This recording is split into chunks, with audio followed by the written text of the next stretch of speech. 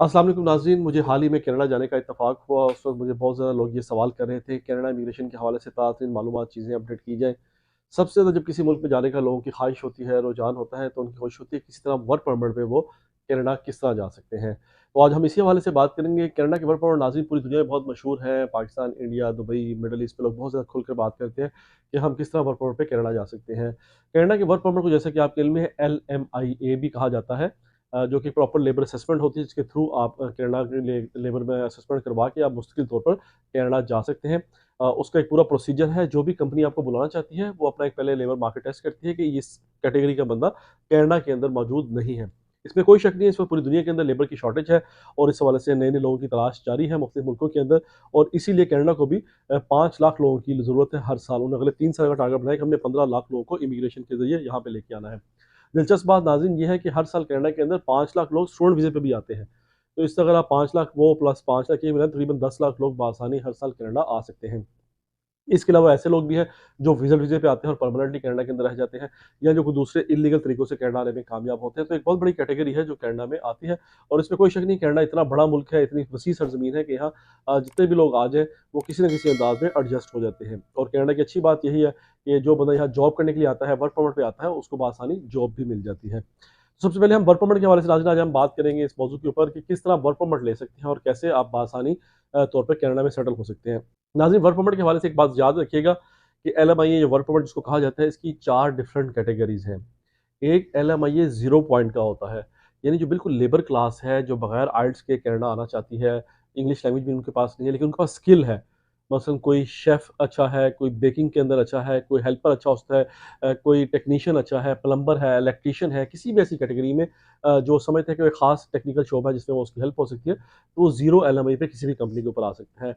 फिर एक LMI category है 50 पॉइंट्स वाली, जो थोड़ी-सी बेहतर क्लास है, उनको 50 पॉइंट्स का जो 4.5 बैंड इंग्लिश में ले सकते हैं, बेसिक इंग्लिश पास कर सकते हैं, उनकी क्वालिफ़िकेशन बेहतर है, 12 जमातें उन्होंने पढ़ी हुई हैं, ओ लेवल, ए लेवल किया हुआ है, तो 50 पॉइंट्स वाले LMI ये ले सकते हैं और उसकी बेस पे आ सकते हैं और थोड़ी-सी बेहतर पोज़ीशन पर वो काम कर सकते हैं, उनकी सैलरी भी थोड़ी-सी बेहतर होती है। तीसरी कैटेगरी है 200 पॉइंट का LMI, जो कि सुपरवाइज़र और सीनियर पोज़ीशन के लिए है, यानी उस LMI के 200 पॉइंट्स हैं। ये पॉइंट्स क्यों हैं, इसमें भी मैं आपको बात करूँगा और आपको आगे चल के बताऊँगा क्यों ये इंपॉर्टेंट है पॉइंट्स, ख़ासतौर जो आपने वर्क परमिट लेना है, ये बहुत कम लोगों को इस बात का पता है। मेरी इस टाइम जब मैं गया कनाडा, मेरी बेशुमार इमिग्रेशन लॉयर से, इमिग्रेशन कंसल्टेंट से मुलाकात हुई और बड़ी डिटेल में इस हवाले से डिस्कशन हुई कनाडा इमिग्रेशन के हवाले से, क्या बेस्ट ऑप्शन है, क्योंकि 100 प्लस मुख्तलिफ इमिग्रेशन प्रोग्राम कनाडा के अंदर चल रहे हैं। और आप यकीन करें किसी भी इमिग्रेशन लॉयर के लिए प्रैक्टिकली नामुमकिन है तमाम जो मुख्तलिफ किस्म की कैटेगरीज़ हैं उन पे मुकम्मल ग्रिप हासिल करना, क्योंकि कैटेगरी इतनी ज़्यादा है, उसकी इतनी निटी-ग्रिटीज़ हैं, उनके डिफरेंट पायलट प्रोग्राम है और डिफरेंट प्रोविंसेस के अंदर चल रहे हैं। तो एक शख्स जो ओंटारियो के अंदर बैठा है, वो कैसे पॉसिबल है कि वो स्कैचुअन के अंदर, सैस्कैटून के अंदर, न्यू ब्रंसविक के अंदर जो क्या कैटेगरी चल रहे हैं, उनके मुताबिक मुकम्मल ग्रिप हासिल करें। तो इसलिए एक बड़ी इमिग्रेशन लॉ फर्म की मैं समझता हूँ बड़ी ज़रूरत है, जो इन तमाम इस प्रोविंसेस के अंदर तमाम कनाडा की इमिग्रेशन के हवाले से बात कर सके या काम कर सके। कुछ बड़ी लॉ फर्म मौजूद है जिनकी बहुत बड़ी रिसर्च टीम है या बहुत पैरालीगल स्टाफ है उनके साथ अटैच है, बहुत ज़्यादा अटॉर्नीज़ के साथ अटैच है, लॉयर्स अटैच है या इमिग्रेशन कंसल्टेंट उनके साथ अटैच है। तो वो इस हवाले से काफ़ी हद तक कामयाब है और बड़े अच्छा सेटअप बनाने में कामयाब हुए हैं। तो अगर आप इस तरह किसी लॉ फर्म से बात करें, किसी कंसल्टेंट से बात करें, तो यकीनन आपको काफ़ी आसानी हो सकती है। वरना कम से कम ऐसे इमिग्रेशन कंसल्टेंट ज़रूर बात करें जो मार्केट में पिछले 15-20 साल से बैठा हो, ताकि वो आपको इस हवाले से बेहतर गाइड कर सके। तो इसी पॉइंट पे नाज़रीन हम बताएँगे कि 200 पॉइंट वाला LMI ये ऐसे हिसाब से बेहतरीन है कि आप सुपरवाइज़र सीनियर पोज़ीशन के ऊपर आ सकते हैं। आपको 6 बैंड एटलीस्ट आइल्स चाहिए, 6.5 आइल्स अगर आपका है, तो आप इस पोज़ीशन में आ सकते हैं। आपकी डिग्री, मास्टर डिग्री या ग्रेजुएशन डिग्री आपने की हुई है, तो आप इसके लिए एलिजिबल हो सकते हैं। और फिर एक तीसरा पॉइंट है प्रोविंशियल नॉमिनेशन प्रोग्राम का, अगर आपको LMIA मिल जाए, PNP के लिए एलिजिबल अगर LMIA वर्क परमिट आपको मिल जाए, तो फिर इससे अच्छी बात ही कोई नहीं है। उसके नाज़रीन 600 पॉइंट है। 600 पॉइंट्स की बेस के ऊपर आप यूके अपना कनाडा आ सकते हैं और परमानेंटली यहाँ पर आकर सेटल हो सकते हैं। 600 पॉइंट और 200 पॉइंट, 50 या 0 पॉइंट की नाज़रीन इंपॉर्टेंस क्या है कि आप वर्क परमिट पे तो आ गए कनाडा। साल, 2 साल का आपको आमतौर पर वर्क परमिट मिलता है, 1 साल आप बाद एलिजिबल हो जाते हैं कई सूरतों के अंदर PR के लिए। तो PR आपको कैसे मिलेगी? PR चूँकि फेडरल सब्जेक्ट है नाज़रीन, किस प्रोविंस के अंदर आप हैं, किस हद तक आप एलिजिबल हुए, उसकी बेस पे आपकी क्वालिफ़िकेशन, आपकी एज, आपकी इंग्लिश प्रोफिशिएंसी, आपकी फ्रेंच बोलने की सलाहियत और तमाम ऐसे पॉइंट, आपका एक्सपीरियंस, आपकी फैमिली बैकग्राउंड, आपकी बीवी बच्चे, ये तमाम ऐसे पॉइंट हैं जो मिला के आपको एक सम अप बनाते हैं कि आप क्या PR के लिए एलिजिबल हैं कि नहीं। क्योंकि नाज़रीन सिर्फ वर्क परमिट पे आना कोई कमाल नहीं है, आपको यहाँ पे 100% आप चाहेंगे कि आपको पीआर मिले और कल को आपको पासपोर्ट मिल सके। मैं कुछ लोगों को ऐसे जानता हूँ जो वर्क परमिट में यहाँ पर आ तो गए हैं, लेकिन अब उनके पॉइंट्स पूरे नहीं हो रहे पीआर के लिए और वो कई सालों से यहाँ पे सिर्फ वर्क परमिट पे ही काम करते चले जा रहे हैं, क्योंकि उन पर पीआर की ऑप्शन नहीं है, उनकी इंग्लिश प्रोफिशिएंसी इतनी बेहतर नहीं है, उनकी एज 45 साल से ज़्यादा हो चुकी है, 45 से ज़्यादा हो चुकी है, तो आपके चांसेस काफ़ी कम हो जाते हैं यहाँ पे वर्क परमिट के बाद आने के सेटल होने के हवाले से। तो ये चीज़ें बड़ी इंपॉर्टेंट है जिसका आपने ख्याल करना है। लेकिन आपके पास 600 पॉइंट का 200 पॉइंट का अगर एलएमआई है, तो फिर आपकी बेशक एज ज़्यादा भी है, तब भी आप पीआर के लिए एलिजिबल होते हैं, क्योंकि आपको वर्क परमिट के ही 200 पॉइंट मिल गए या 600 पॉइंट मिल गए, फिर तो क्या ही बात है। तो इसलिए जो लोग स्किल की इमिग्रेशन के हवाले से खासतौर पे पेंडिंग लिस्ट में है, वेट में है, पाकिस्तान से, दुबई से, सऊदी अरब से, किसी भी मुल्क से निकलना चाहते हैं और परमानेंटली कनाडा आना चाहते हैं और वो जल्दी में है कि उनका टाइम बहुत ज़्यादा लग रहा है, ड्रॉ के अंदर उनका नाम नहीं आ रहा। आपको पता है अभी ड्रॉ काफ़ी हाई चल रहा है, उतना कम नहीं है जो कि लोग तवक्को कर रहे थे कोविड के बाद, चूँकि अब तो 2 साल हो गए हैं कोविड को ख़त्म हुए भी, उसके बावजूद कम नहीं हो रहा है स्कोर जो एक्सप्रेस एंट्री रूट का स्कोर है। अगरचे ट्रेड के हवाले से उन्होंने कुछ नई कैटेगरी इंट्रोड्यूस कराई हैं, आपके इल्म में है कनाडा ने, एक खास स्पेशल ट्रेड है जहाँ पे कम स्कोर आ रहा है, बल्कि उसका भी एक ही दफ़ा काम आया, फिर दोबारा उसका स्कोर भी ऊपर चला गया, क्योंकि लोगों ने फ्रेंच लैंग्वेज में कोर्स करना शुरू कर दिए, फ्रेंच सर्टिफिकेट अपना हासिल करना शुरू कर दिए और उसके वजह जो विद इन कनाडा लोग थे खासतौर पे, उन्होंने उनके लिए अप्लाई किया और उसकी वजह से ट्रेड जो मुख्तलिफ रूट था, उसके ऊपर भी रेट अपना जो है स्कोर जो है वो काफ़ी ऊपर जा चुका है। तो इस तरह की मुख्तलिफ कैटेगरीज और ऑप्शन है जिसके अंदर आप ये कर सकते हैं।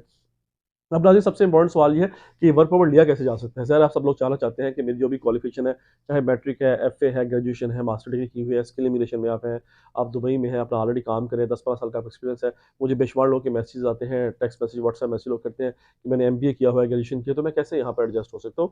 तो उसमें सबसे बेहतरीन नाज़रीन चीज़ ये वर्क परमिट के हवाले से कि अगर आपको कोई कंपनी यहाँ पे ऑफ़र कर दे, कोई ऐसी पोज़ीशन इन 4 डिफरेंट पॉइंट स्कोर के हवाले से, तो आप आसानी से वर्क परमिट ले सकते हैं। इसका प्रोसीजर वही है, कंपनी अपनी असेसमेंट जमा कराएगी, ब्यूरो की एक वेबसाइट है जो कनाडा ने बनाई हुई है, उस पे जाके उन्होंने अपना अप्लाई करना है। कोई भी इमिग्रेशन कंसल्टेंट उसमें जाके अपना लॉगिन क्रिएट करके उनको अप्लाई कर सकता है और फिर उसकी रेगुलर प्रोसेस देख सकता है किस स्टेज के ऊपर वो चल रहा है।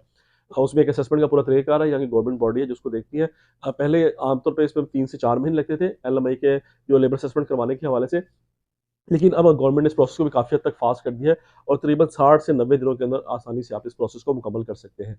तो अगर आपको कंपनी को जॉब ऑफ़र कर देती है और वो बताती है कि आप इसके लिए एलिजिबल हैं, तो उसमें आप उससे बआसानी अप्लाई कर सकते हैं। अलबत्ता नाज़रीन अहम बहुत दिलचस्प बात ये है कि यहाँ पे बेशुमार कंपनियाँ जो लोग यहाँ पे मैनेज कर रहे हैं, जिनको वर्क परमिट चाहिए, वो उन्हें पता है लोग डेस्परेट हैं कनाडा आने के लिए, Canada is a very dream destination for so many people. तो उस चीज़ का वो फ़ायदा उठाते हुए इन वर्क परमिट को सेल भी कर रहे हैं या उनसे कोई ख़ास फ़ीस माँग रहे हैं। तो मैंने जो मुख्तलिफ लोगों से यहाँ बात की 35,000 से लेके 60-70 इवन 1 लाख कैनेडियन डॉलर तक का रेट है वर्क परमिट लेने के लिए, जो खास तौर पे लीडिंग टू पीआर है। यहाँ पे जो मुख्तलिफ इमिग्रेशन कंसल्टेंट हैं, इमिग्रेशन लॉयर हैं जिनसे मेरी मुलाकात हुई, वो कह रहे हैं कि जो हम क्लाइंट को पूरा वन विंडो सॉल्यूशन दे रहे हैं, वन स्टॉप सॉल्यूशन दे रहे हैं लीडिंग टू पीआर, तो हम उसकी फीसें भी उसी हिसाब से चार्ज कर रहे हैं और उनके पास ऐसे क्लाइंट्स हैं जो रेगुलरली पे पेमेंट करने के लिए तैयार हैं। आपको पता है कनाडा एक ऐसा डेस्टिनेशन है जहाँ पे लोग माशाल्लाह जो खुशहाल हैं, जो अफोर्ड करते हैं, जो मुश्किल तौर पे कनाडा आना चाहते हैं, उनको पता है बआसानी वही पैसे कमा भी लेंगे, इसलिए वही पैसे दे रहे हैं।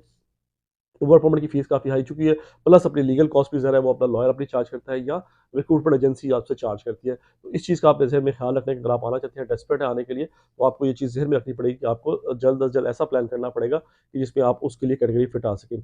और अगर आपका कोई एम्प्लॉयर जानने वाला है, आपका कोई फैमिली रिलेटिव ऐसा जानने वाला है, जिसके पास वहाँ पे कोई बिज़नेस है, कोई रेस्टोरेंट है, जिसके को 2-3 साल के अकाउंट्स मिल सकती है, उसकी 2-3 साल पुरानी कंपनी है, उसका 4-5 लाख डॉलर का कोई रीज़नेबल टर्नओवर है, उसके पास 4-5 एम्प्लॉयी हैं जो ऑलरेडी काम कर रहे हैं, तो आप उससे भी रिक्वेस्ट कर सकते हैं, वो आपको हेल्प कर सकता है वर्क परमिट के अंदर। वो भी पूरा प्रोसीजर है, हमारे पास लॉयर्स हैं कनाडा के जो आपको इस हवाले से गाइड कर सकते हैं। उस पूरे प्रोसीजर के अंदर आपको हेल्प कर सकते हैं ताकि आप अपना वर्क परमिट उससे इशू करवा सकें। एलएमआई जिसे कहते हैं असेसमेंट करवा के वो आप करवा लें और जब 2 से 3 महीने में आपका एलएमआई इशू हो जाता है, उसके बीच स्विच कराने के नाज़रीन 2 तरीके हैं, वो दोनों तरीके आप याद रखें। एक सबसे आसान और बेस्ट तरीका ये है कि अगर आप कनाडा के अंदर हैं, आप विज़िट पे आए हुए हैं, तो आप आसानी से चेंज करवा सकते हैं अपना वीज़ा। आप किसी भी बॉर्डर के ऊपर जाएँ, उसको फ्लैग सेरेमनी कहते हैं, करवा के आप दोबारा अपना वीज़ा लगवा के वर्क परमिट के तौर पे स्विच ओवर करके वापस आ सकते हैं। या इवन अगर आप आने से पहले ही अपना वर्क परमिट लगवा लें और उसके ऊपर जैसे ही आप टोरंटो पे, कैलगरी में यानी वैंकूवर में किसी भी एयरपोर्ट पे पहुँचते हैं कनाडा के और वहाँ पे जाके अपना वीज़ा फौरी तौर पर चेंज करवा सकते हैं बॉर्डर के ऊपर। और नाज़रीन दिलचस्प बात ये भी है कि आप कनाडा का वर्क परमिट सिर्फ़ 4 घंटे में भी चेंज करा सकते हैं। जी हाँ, ये बड़ी दिलचस्प बात मैं आपको बताने जा रहा हूँ कि 4 घंटे में आपका वर्क वीज़ा किस तरह चेंज हो सकता है। कुछ कंपनियों ने ऑलरेडी अपने लेबर असेसमेंट करवा के रखी हुई है, एलएमआई असेसमेंट जिसे कहते हैं, अप्रूव करवा के रखी हुई है।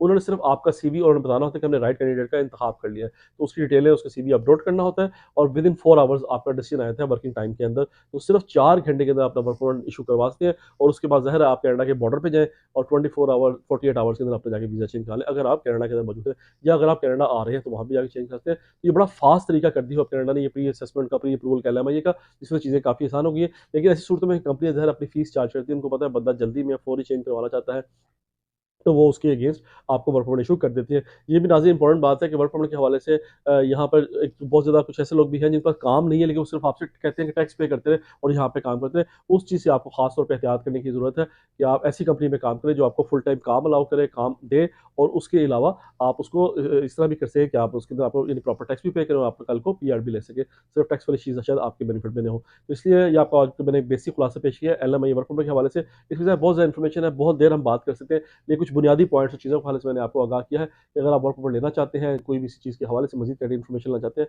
तो आप हमसे राब्ता कर सकते हैं। हम आपको कनाडा की जो भी तमाम बेस्ट कैटेगरी है, उसके हवाले से आपको आगाह कर सकेंगे और इंशाल्लाह जो भी इसमें बेहतर मालूमात हो सके, आपको पहुँचाने की कोशिश करेंगे। तब तक के लिए अपना ख्याल रखिएगा। अल्लाह हाफ़िज़।